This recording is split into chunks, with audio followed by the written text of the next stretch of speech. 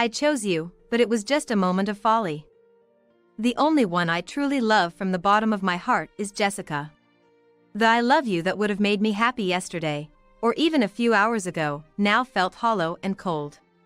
The supposed loving husband looking at me with pleading eyes only stirred feelings of disgust. Stop the charade. Jessica, I received this from the police.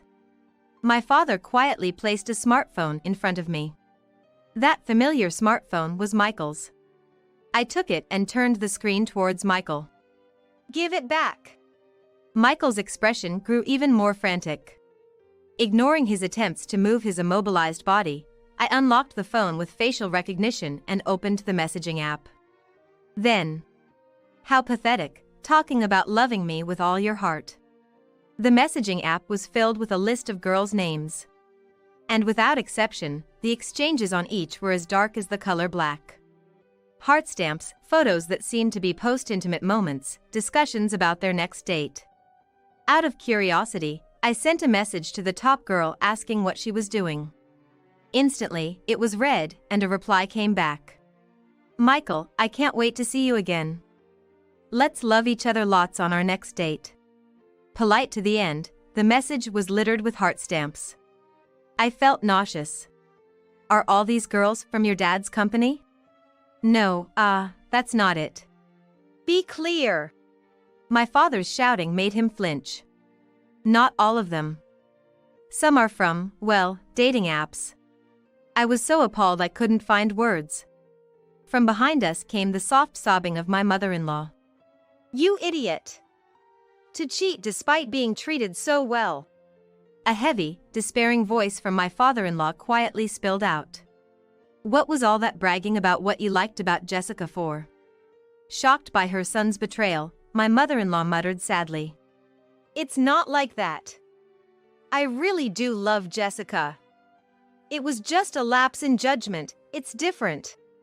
I've heard you say that over and over, but nothing is different. You betrayed the person you supposedly really love. You're a traitor. Eek. I don't understand how someone who has a wife could get involved with another person. To cheat and still say you love your wife? Surely no one here can understand that. Stupid son. The word traitor sank heavily into my heart. Oh no, this is such a turn-off. It was just a game, and now I'm tired. I'm over it and don't need you anymore, so I'm giving you back to her. Laura's words brought a slight color back to Michael's face. That's right. I won't see them ever again. I'll cut off all the girls. So what? My voice came out colder than I expected. Are you thinking of making amends? That's impossible. I've told you all about my past traumas, the pain I've endured. And yet, with my own sister. Dirty, dirty, dirty. Just thinking of being touched by the hands that touched my sister makes me sick. Huh? Really, what a rude sister. Can you not talk about people like they're trash? You are trash. Your character is so twisted and filthy, nothing but trash. Garbage woman. Huh? Apologize. Laura. My father cut off my sister's words. I kept you at home out of a sense of responsibility for how you turned out, but I've reached my limit. After today, I am cutting ties with you. Why? Don't joke with me. I'm the injured one here. You can't just do that. Laura's expression turned to panic for the first time. But my father was looking at her quietly, intently. Maybe this is punishment from God. Have you thought about how much you've made Jessica suffer? What bothers you so much about her? Your sisters, after all. My father's voice, previously filled with anger, was now soaked with sorrow, conveying his troubled relationship with Laura, yet showing that he genuinely cared for her. It's your fault. You always praised Jessica. I was the inferior one, after all. So it seems. We tried to raise you both equally.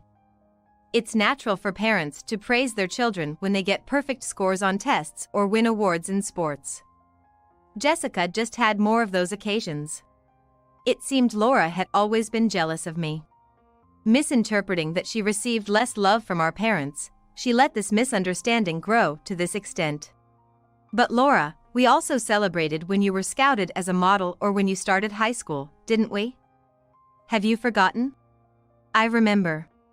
For both my celebrations and Laura's, our mother would cook lots of our favorite dishes, and the four of us would gather around the dining table. There might have been no conversation between us, but both our parents spoke to and praised us equally. In the end, you were just projecting your own insecurities onto Jessica. And now, you've crossed a line that should never have been crossed.